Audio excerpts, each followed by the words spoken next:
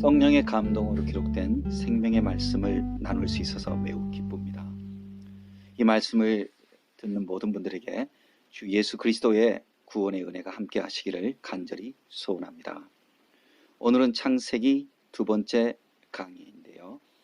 창세기 1장 26절부터 31절 말씀을 읽고 하나님의 형상대로 지음받은 인간에 대해서 말씀을 전하겠습니다.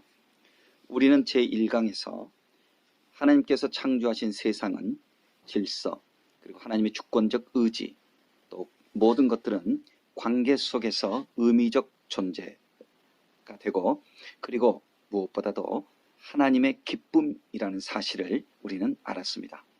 이제 오늘은 하나님의 창조물 중에서도 가장 중심이 되는 인간의 창조와 존재의 의미에 대해서 말씀이 집중되고 있다는 사실을 살펴보겠는데요.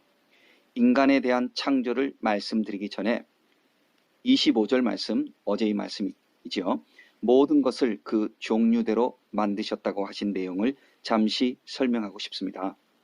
종류라고 하는 것은 히브리어로 민 이렇게 말하는데요. 이것은 종을 의미합니다. 영어로는 species라고 할 수 있겠죠. 동식물들은 환경에 따라 그 모습과 습성이 적응되면서 변화가 일어날 수 있습니다. 그러나 그것은 종과 종을 뛰어넘는 진화가 아닙니다. 가령 사람은 황인족, 흑인족, 또 백인종 이렇게 있지만 또 서로 섞여서 혼혈도 있고 또 오랜 세월 여러 대에 걸쳐서 섞이면서 지역에 따라 약간씩 다른 다양한 모습의 민족들이 있을 수 있지요. 서로 다른 모습들이지만 다 같은 종, 사람입니다. 종과 종을 뛰어넘는 일은 없습니다. 다양한 원숭이가 있지만 원숭이가 사람이 되는 일은 없습니다. 진화론은 단지 가설에 불과합니다. 하나님은 모든 생물을 그 종류대로 창조하셨습니다. 하나님께서 맨 마지막에 사람을 창조하셨는데요. 공허와 혼돈의 세계의 질서를 잡으시고 모든 필요한 것들을 창조하신 후에 인간을 지으신 것입니다. 하나님은 자신의 형상을 따라 인간을 창조하셨습니다.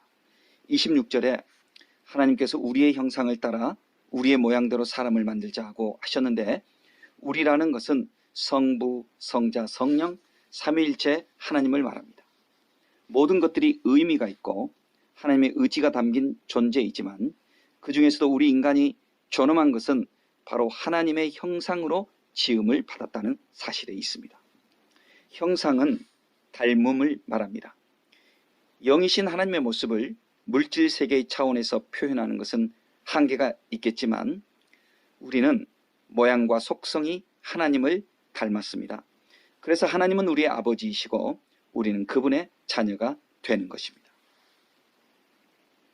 우리가 하나님의 형상을 입은 자녀이기에 하나님은 우리에게 특별한 지위와 권세를 주십니다. 그것은 모든 피조 세계를 다스릴 수 있게 하신 것입니다. 절대적인 통치는 하나님께서 하시지만 우리 삶의 영역에서 우리가 하나님의 뜻에 따라 다스리며 정복하며 살 수 있도록 하나님의 주권을 우리에게 위임해 주셨습니다. 주권 위임으로 우리는 대리 통치자가 되는 것입니다. 그래서 모든 피조 세계는 절대자 하나님께 복종하고 절대자 하나님의 자녀인 인간에게 순응하며 존재하도록 하신 것입니다.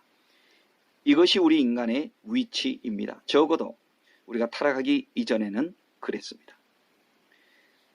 아담의 타락은 형상의 훼손과 상실을 가져왔습니다.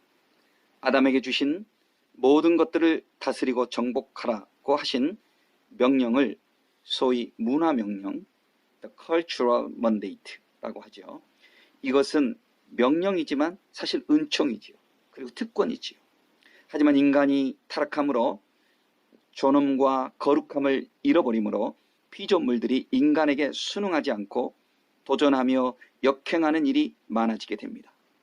사자와 정갈이 인간을 공격하고 폭풍우와 눈보라, 추위와 더위, 수많은 벌레와 곤충, 바이러스가 인간을 괴롭힙니다. 마치 날개 꺾인 새처럼 타락한 인간은 대리 통치권의 회복 불능에 심각한 타격을 입었습니다.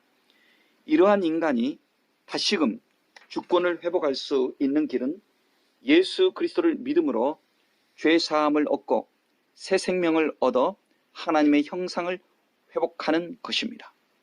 골로새서 1장 14절에서 15절 말씀에 보면 그 아들 안에서 우리가 속량 곧 죄 사함을 얻었도다.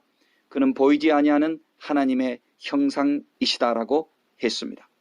예수로 인해 우리는 구원을 받습니다. 구원을 받는 것은 영생을 얻어 천국에 가는 것을 말합니다. 하지만 단지 천국에 가는 것만이 아니라 하나님의 자녀로서의 우리의 권세가 회복되는 것을 포함합니다. 그래서 성경은 우리의 구원받음을 하나님의 형상을 회복하는 것과 연관지어 말하고 있습니다. 갈라디아 4장 19절 말씀, 나의 자녀들아 너희 속에 그리스도의 형상을 이루기까지 다시 너희를 위하여 해산하는 수고를 하노니 라고 했고요. 고린도전서 15장 49절에서는 우리가 흙에 속한 자의 형상을 입은 것 같이 또한 하늘에 속한 이의 형상을 입으리라고 말씀하고 있습니다. 예수를 믿음으로 하나님의 형상이 회복되면 새 생명과 주권이 회복되는 것입니다. 따라서 이제 우리는 복음으로 이 문화 명령을 회복하고 실천할 수 있게 되는 것이지요. 마태복음 28장 18절 이하에 보면 모든 족속에게 복음을 전하여 예수님을 그들로 하여금 예수님을 믿게 하고 그들로 하여금 예수님의 제자가 되게 하라는 명령을 우리에게 주셨습니다. 우리는 이 위대한 사명, The Great Commission이라고 하는데요. 이 위대한 명령, 사명을 우리가 받았습니다. 이것은 우리가 이 세상을 향하여 다스리고 정복하라는 태초해 주신 문화 명령에 대한 새로운 위대한 위임장을 수여받는 것과 같은 것입니다. 복음을 전하는 것이 문화 명령을 수행하는 것입니다. 또 복음 안에 들어오는 것이 문화 명령을 실천할 수 있는 능력을 회복받는 것입니다.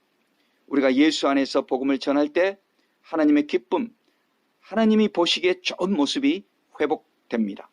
복음 안에서 영적인 질서가 잡히고 하나님의 주권적 의지가 펼쳐지며 모든 것들과의 의미적 관계가 회복되는 것입니다.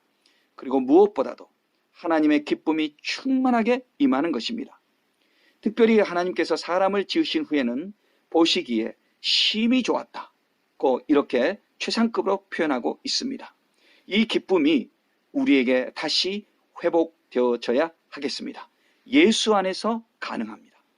고린도후서 5장 17절 말씀, 그런즉 누구든지 그리스도 안에 있으면 새로운 피조물이라 이전 것은 지나갔으니 보라 새 것이 되었도다 라고 말씀하고 있습니다. 청취자 여러분, 행여 우리 안에 질서가 없고 주님의 주권이 실현되지 않으며 삶이 공허하거나 기쁨이 없는 것들이 있습니까? 그 원인이 무엇일까요? 해결의 길은 예수님 안에 있습니다. 주 예수 그리스도를 믿으십시오. 주 예수 그리스도를 구주로 모셔 드리십시오. 죄가 있거든 회개하시고 어려운 일이 있거든 간구하십시오. 주님이 여러분의 삶의 주인이 되어 주실 수 있도록 구하십시오. 주님이 주신 거룩한 주권이 회복되고 영생하는 새 생명이 주어질 것입니다.